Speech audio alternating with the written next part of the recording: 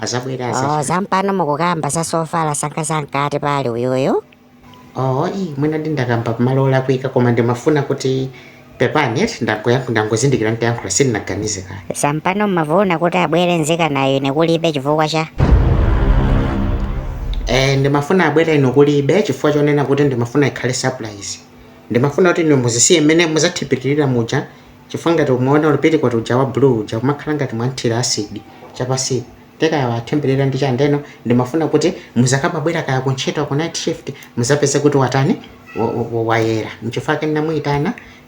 kuti inuyo kulibe kuti zakhale ngati surprise. Ndeno munakamba zamapiti kuti komazo ndi mazayikilini ankazi wabikweze kuti amakala oyera munaonera kuti naonera nthawi nake ndimapita kwawo ndi naonera uje bikwasana nditana kunyumba titikaonere mpira ndi naonera komanso pajani atiliki naonera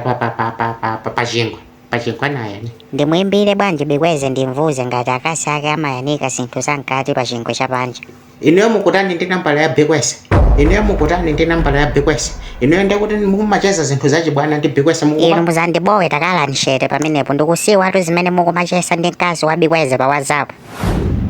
ngani imene tikamba uyo akapita apapa tivuvuze za mazayikilini komazo mapiti kuti ankazi wa bikweze kuti munaona bwanji ndi ndikumuimbira bikweze mungokala shere pamenepo muzayangule yauzirweti. Hello abiti bikweze basa nakuuza tsiku linalake kuntchito kuja kunena kuti shati yako ikumakhala yoyera bwinobwino sindinamuyamikire wantchito wako oye ndakumbukira unakamba bodi trick nangano abiti wakutsutsa ya ndonena kuti wantchito wako amachapa ngani zimeneya bikweze ngani ndikuvuza kunena kuti akasi ano amayanika zinthu zankati monga ngati mapiti kuti komazo mazayikilini pa chingwe chapanja kumpanda kwanu. tose ine ndi mkazi wanga zinthu zankati sitimayanika panja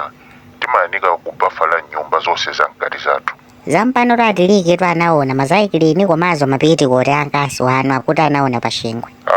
zosatheka zimenezo amayanika kubafala nyumba ngati anaona masayikilini ndi mahafupiti kuti kulipo kumene anaonera sipachingwe ende nkhani tikuyeneka tisakambe bwinobwino komazo oti amayitana wantchito wanu apapali kuno kuti abwere usiku asacheze ndi atiliki tangobwera nitisakambe ngani pompano ndikubwera inde ndaweruka kale koma ndimangogwiriratu ntchito inake yamawa koma ndikubwera